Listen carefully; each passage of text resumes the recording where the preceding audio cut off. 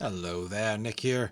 Yeah, slightly different angle tonight. I just moved the desk down just a little bit so I could sit on a stool here.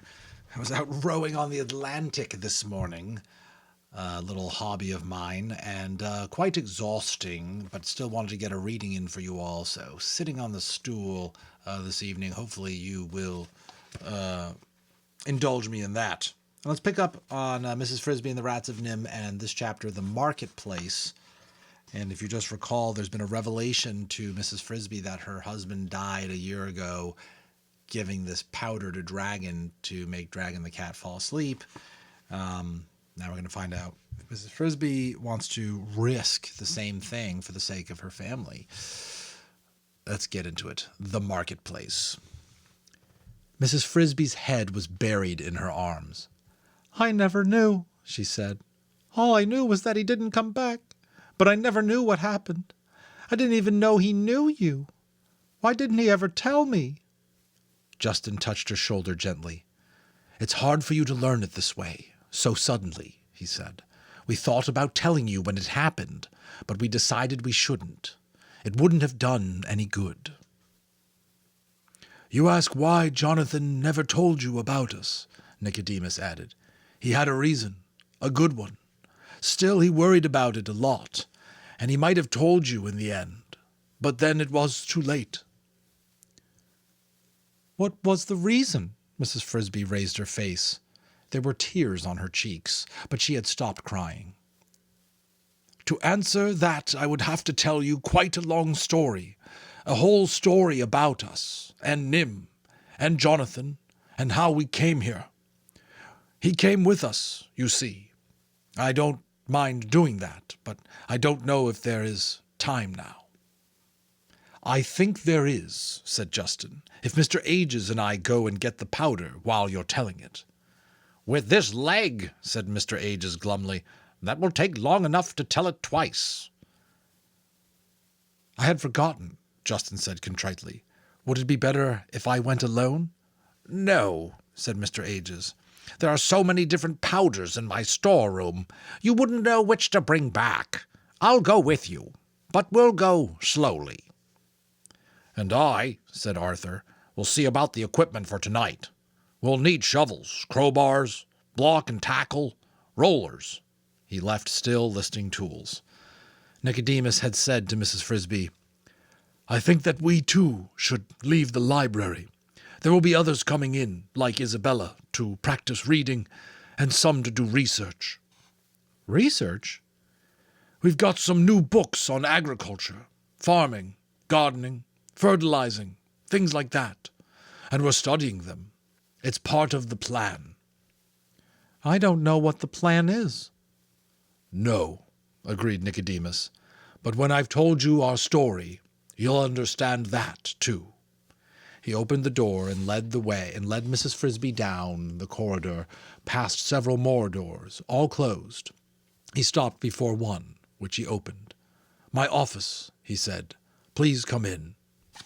I'm just going to show you now, because it feels like it's timely. Here is a picture, at least an artist's rendering, of the office of Nicodemus. The room she entered was smaller than the library, but much more comfortably, almost elegantly, furnished. There was a rug on the floor, the same pattern she noticed as the carpet in the hallway above, a light recessed in the ceiling and another in the wall next to a table. There were bookshelves. On one shelf an electric clock hummed quietly to itself. A book lay open on the table, with a chair in front of it. Against the opposite wall stood a small sofa, neatly upholstered in cloth.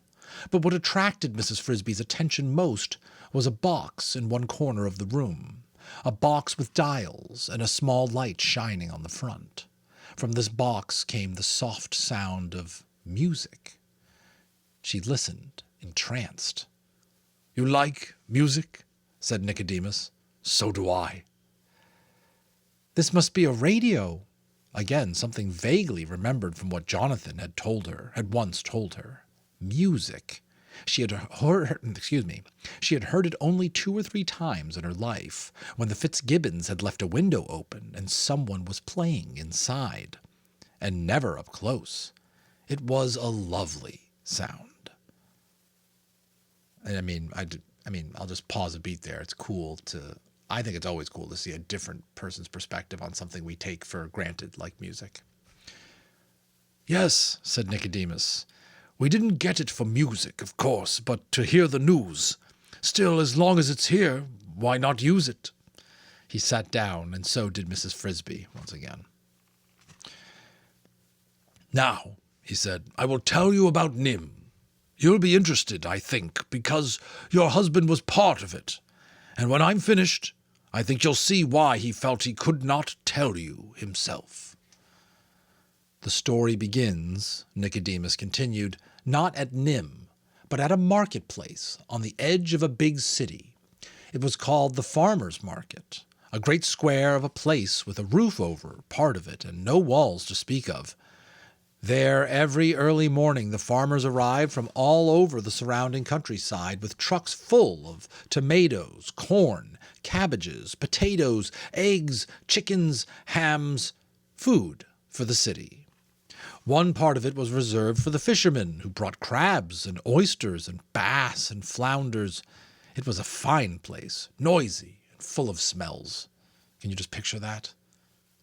Just all the different sights and sounds and smells. That's one of the lovely parts about good writing, is that it is like telepathy, the power to put an image in all of our minds. And the marketplace that you're picturing is definitely not the exact same marketplace that I'm picturing, and that nobody else who's listening to this or reading this story is quite the same picturing, right? And I've often heard good writing is when they leave pieces of the picture open for us to fill in ourselves, right? So this big market, full of smells, noisy, full of smells. We lived near this market. My father, my mother, my 9 sisters and brothers and I, underground in a big pipe that had once been part of a storm sewer, but was no longer used. I'm just using the narrator's tone because they didn't bother quoting this. I think it's just a long enough narrative that it truly is in its own way narration. There were hundreds of other rats in the neighborhood. It was a rough life, but not so hard as you might think, because of the market. Every evening at 5 o'clock, the farmers and the fishermen would close up their stalls, pack their trucks, and go home. At night, hours later, the cleanup men would arrive with brooms and hoses. But in between, the market was ours. The food the farmers left behind, peas and beans that fell from the trucks, tomatoes and squashes, pieces of meat, and fish trimmed as waste. They lay on the sidewalks and in the gutters. They filled great cans that were supposed to be covered but seldom were. There was always 10 times more than we could eat, and so there was never any need for fighting over it. Fighting? Quite the contrary. The marketplace was a perfect place for playing, and so we did. The young rats, at least, as soon as we had finished eating. There were empty boxes for hide and seek. There were walls to climb, tin cans to roll, and pieces of twine to tie and swing on. There was even in the middle of the square a fountain to swim in when the weather was hot. Then, at the first clang of the cleanup men in the distance, one of the older rats would sound a warning, and everyone would pick up as much food as he could carry home. All of us kept a reserve supply because some days, Sundays and holidays, the market would be closed, and we were never quite sure when this would happen. When I went to the market, it was usually with 2 companions, my older brother Gerald and a friend of ours named Jenner. These were my 2 closest friends, and we liked the same games, the same jokes, and the same topics of conversation, even the same kinds of food. I particularly admired Jenner, who was extremely quick and intelligent. One evening in early fall, Jenner and I set out for the marketplace. It must have been September, for the leaves were just turning yellow, and some children were throwing a football in a vacant lot. Gerald had to stay home that night. He had caught a cold, and since the air was chilly, my mother thought he should not go out. Well, I guess rats, at least in this story, do that too. So Jenner and I went without him. I remember we promised to bring him back some of his favorite food, beef liver, if we could find any. We took our usual route to the market. not along the streets, but through the narrow walkways between the buildings, mostly commercial warehouses and garages that bordered the square.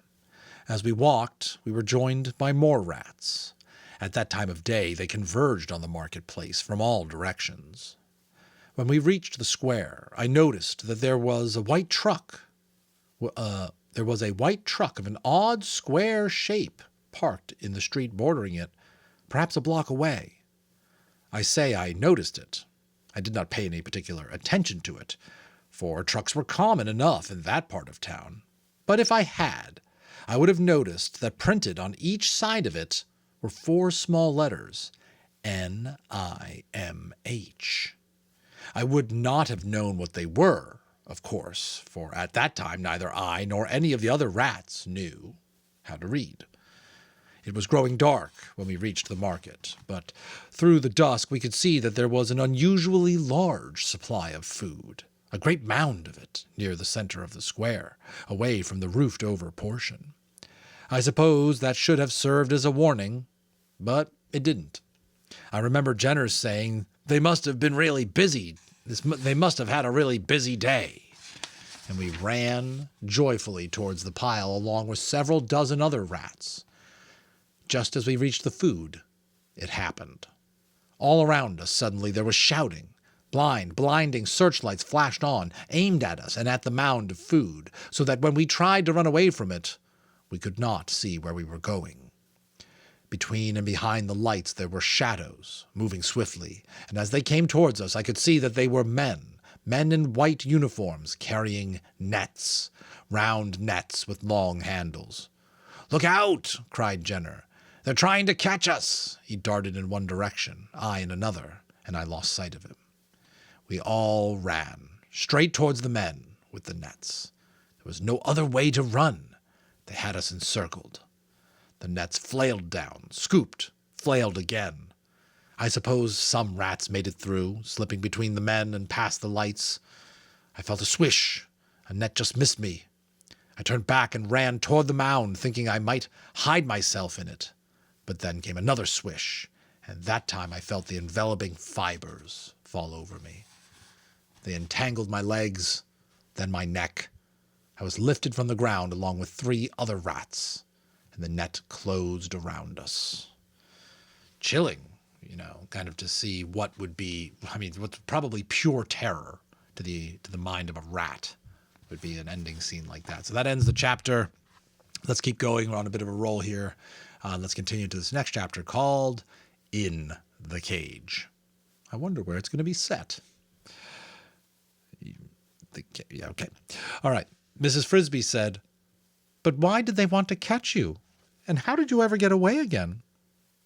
"At first," said Nicodemus, "I thought it must be because they didn't like our stealing the food.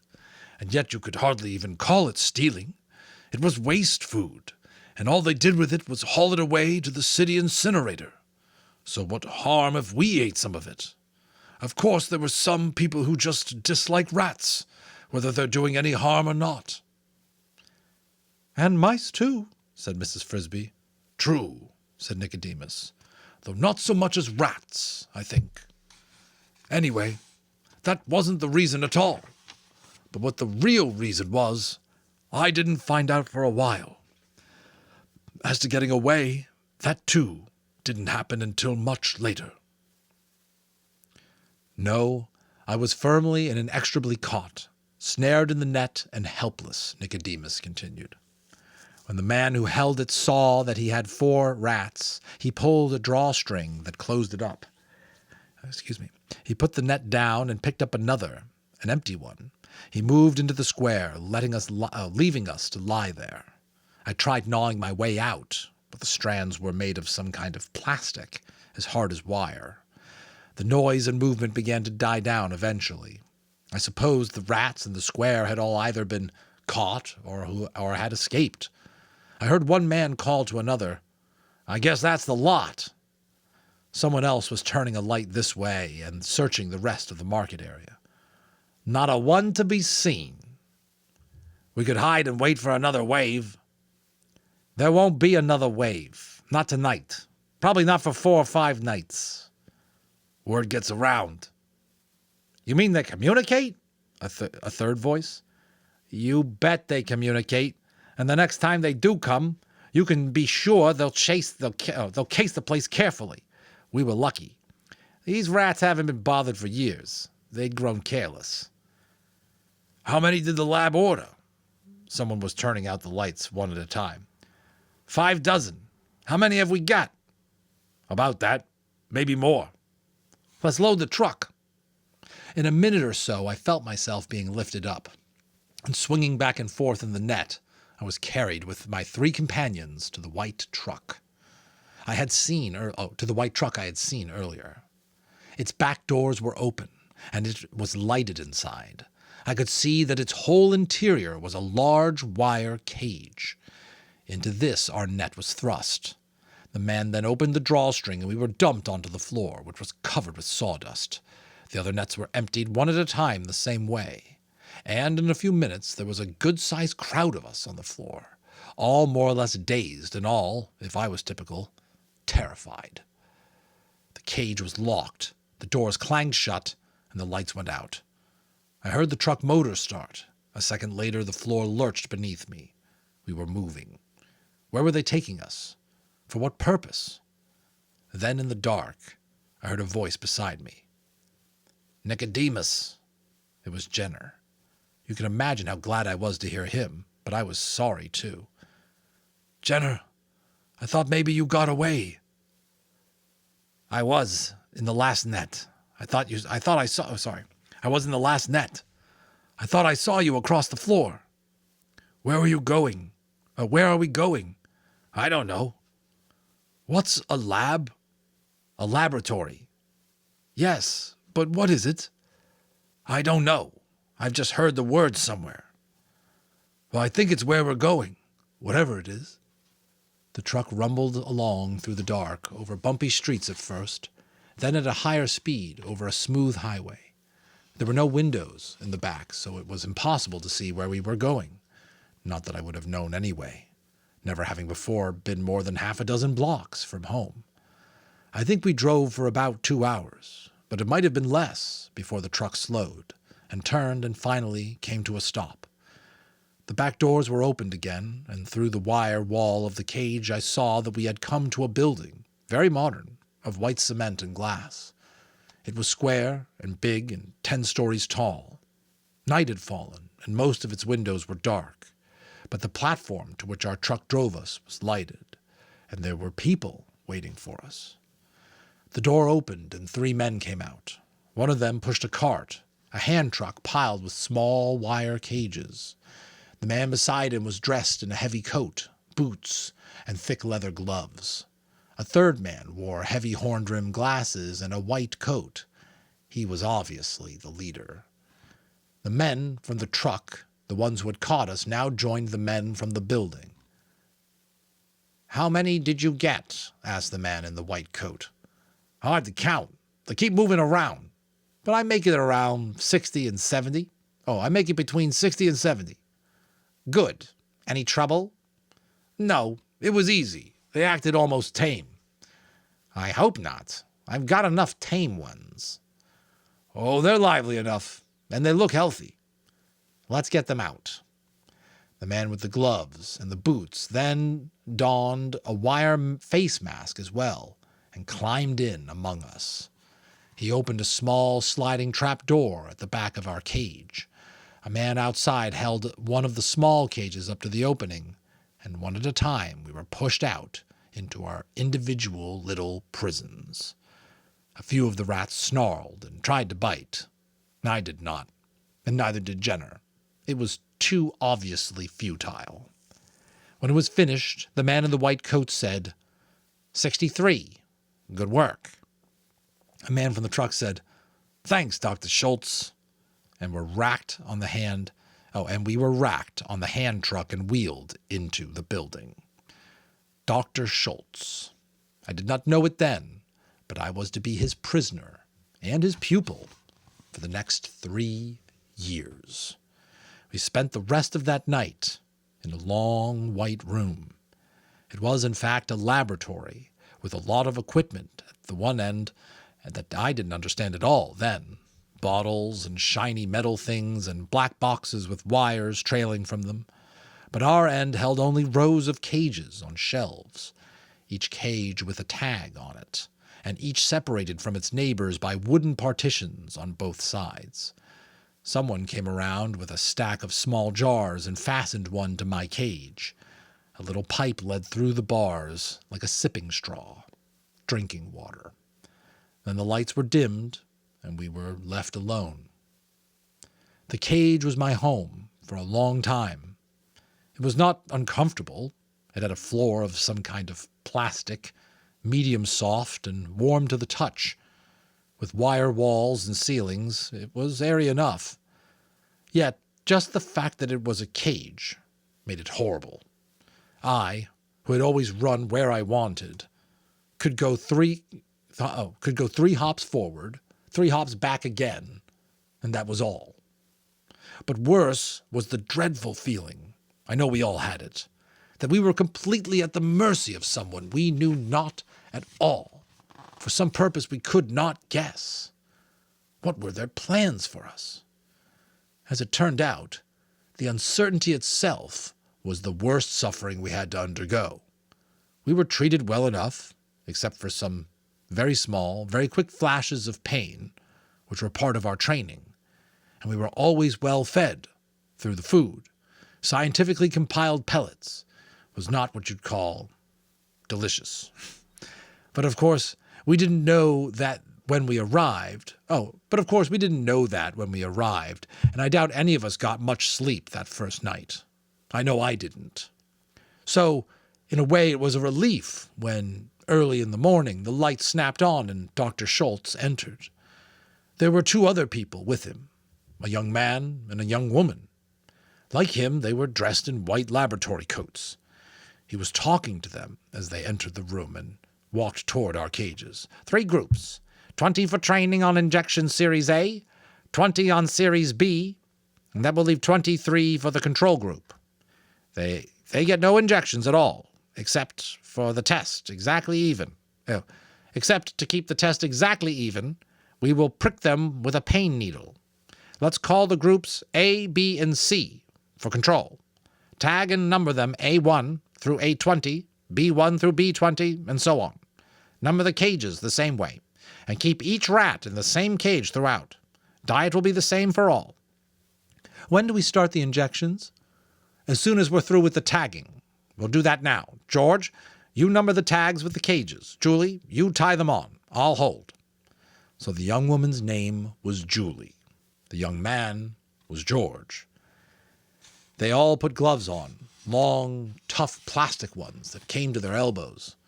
One by one we were taken from our cages, held gently but firmly by Dr. Schultz while Julie fastened around each of our legs, our necks, a narrow ribbon of yellow plastic bearing a number. I learned eventually that mine was number A10. This is a picture provided to illustrate what was just described. Taken out of their cages, and you can see what their cages kind of look like and the walls and everything. I was A10. They were kind, especially Julie. I remember that when one rat was being tagged, she looked at it and said, "Poor little thing, he's frightened. Look how he's trembling." "What kind of biologist are you?" said Dr. Schultz. "The poor little thing is a she, not a he." Then my turn came. The door of my cage slid open just enough for Dr. Schultz to put his gloved hand through. I cowered to the back of the cage, which was just what he expected me to do. One hand pressed me flat against the wire wall. Then his fingers gripped my shoulders. The other hand held my head just behind the ears, and I was powerless. I was lifted from the cage and felt the plastic collar clipped around my neck. I was back inside with the door closed in less than a minute.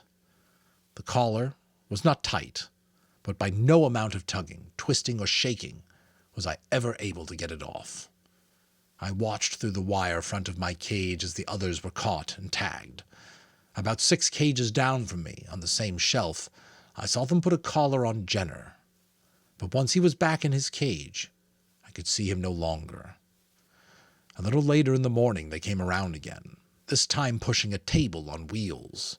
It was loaded with a bottle of some clear liquid, a long rack of sharp needles, and a plunger. Once more I was lifted from the cage. This time George did the holding, while Dr. Schultz fastened one of the needles to the plunger. I felt a sharp pain in my hip. Then it was over. We all got used to that, for from then on we got injections at least twice a week. What they were injecting and why, I did not know. Yet for 20 of us, those injections were to change our whole lives. That's the end of the chapter. Things starting to really add up here about the origins of the Rats of NIMH and why are they so advanced? Why are they so capable? And why are they forming some sort of a great plan? We want to hear more about what that plan is all about. I believe Nicodemus will tell us. And why did they have this sort of falling out with Jenner? Jenner is clearly not part of the picture at the moment. We'll learn all about that in the future chapters. Thanks for reading along with me. Always interested to hear your feedback, what you think of the voices, the story, the author, and everything. And we'll see you on the next one.